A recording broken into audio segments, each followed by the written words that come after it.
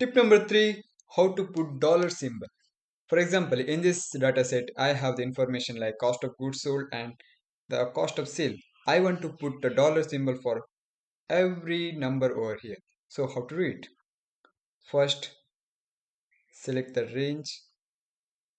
I'll select that. Then go to home tab. Here you have that option, that number. Then go to that currency option.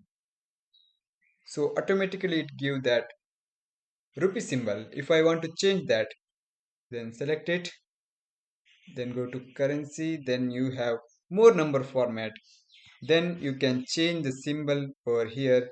You will have many options like dollar, yen, many, all the countries information or the currency. Here I have English United States. I will just select it and I press enter. Okay, then my the data is filled with dollar symbol. So this is how you can fill the dollar symbol for your data.